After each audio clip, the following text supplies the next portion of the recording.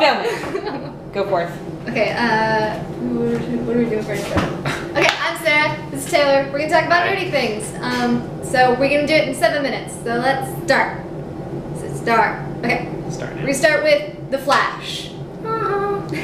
Okay, so Felicity and Ray are just the best ever. They made a guest appearance on Flash. They came over from Starling City to be on Flash, and it was amazing and adorable, and I love them so much.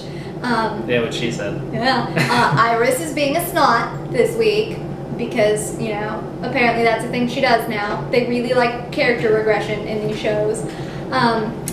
Bees! Yes, Bees! I really like that her name was Brie Larva, like bee larva. Which, fun fact for those people who aren't familiar with comics and things like that, the villain is actually the Bug-Eye Bandit, as they said in the episode, and normally it's actually a male character, and he is usually an Atom villain, so a little bit more of a tie-in with Ray. Which leads me to the other thing. Ray and Cisco naming things together is adorable, and I'm so glad somebody's on board with Cisco with the whole naming thing, because Cisco is best pony in and then Flash. For also small little things, if everyone caught the little Superman joke, it's a bird, it's a plane, ha, it's Brandon Roth, because it's funny, because he played Superman.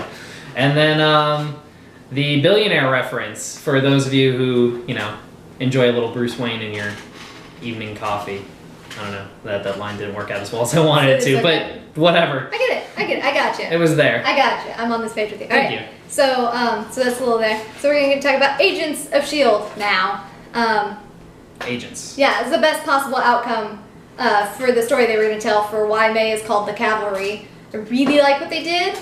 I was afraid I wouldn't, but I really feel for her, and it explains everything really, really well. Yes.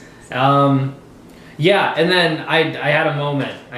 That I'm not necessarily proud of, but when I was watching the episode, when I was watching the episode, it was like, oh, cool, she saved everybody. That's awesome. And then it was like, oh crap, I wonder how many Hydra agents May just saved. And it was like, oh.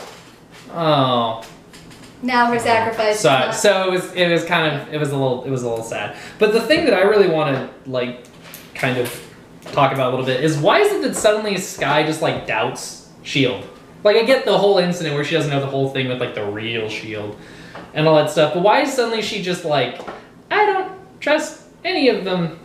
I don't know. I'm not getting that from her about her team so much. I'm more like... Well, but she doesn't know there's another team, so when she says that S.H.I.E.L.D., and when she's talking in the episode, she talks about how it's like, whenever she starts feeling at home, something happens, and that's obviously in reference to the fact that she thought that S.H.I.E.L.D. was a home. If I were in her position, the only person I would trust right now would be Fitz, because again, Fitz is best pony.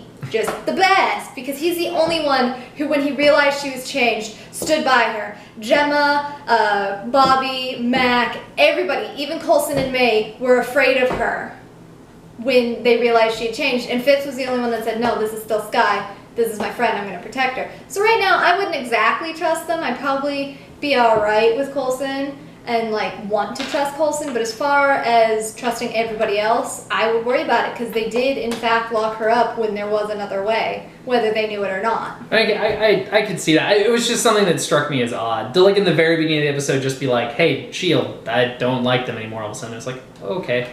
But whatever. If nothing else, I was excited that Hunter is now just like going to be the cool older brother, which I'm totally game for because he grows on me exponentially. Every episode, exponentially, I like him more and more because he just does something really fun. And like, even if he wasn't so much in this episode, they were like, we need him in the end here. And again, Fitz, best pony. Hey, could you guys maybe teach me to shake a tail like right now? Because he's super cute.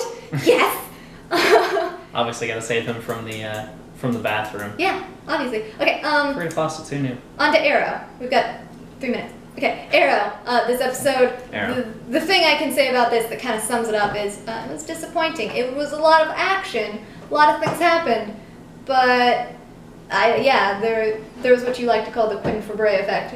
Going very strong with the Quinn Fabray effect. For those of you who don't know, I'll quickly sum it up. The Quinn Fabray effect is when you take a character who's experienced a great amount of character growth and decide in the next season to just say screw it because you realize their character arc is completed that way and they're not as an interesting character unless they have drama. So you create drama for them to regress back to the character they were so they can then proceed to grow again.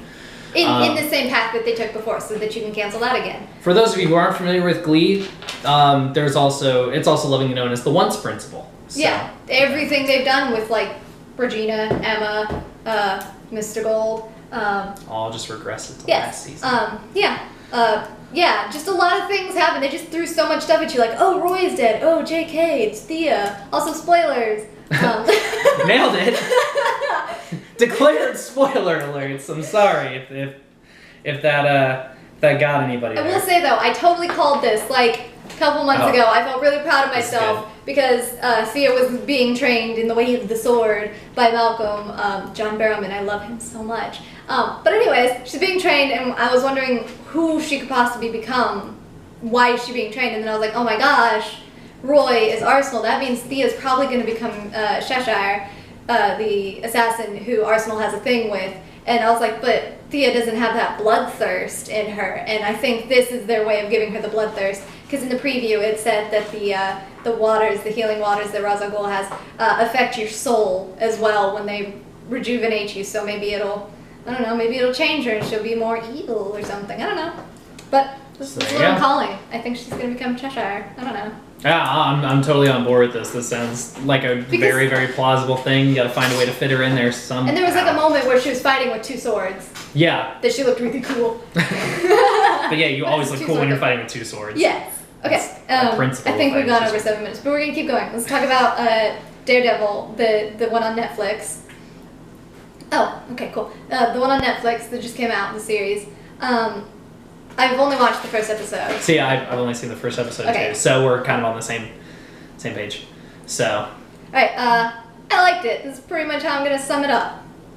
I mean, yeah, I thought it was great. The pacing's really good. They're not wasting the time doing like the whole thing explaining how he can see. Like they're not doing all the mistakes they made with the Daredevil movie, and they're just kind of like, he's blind. We know he's blind. Yeah. He can hear really, really well. We don't need to see how he sees. We don't need to feel how he feels. We're in it with them. He's blind and charming, and I loved his fighting style, the gritty way that he fights, and that he can take a punch, and that's like the thing, how many hits he can take and keep fighting. Wow, battery.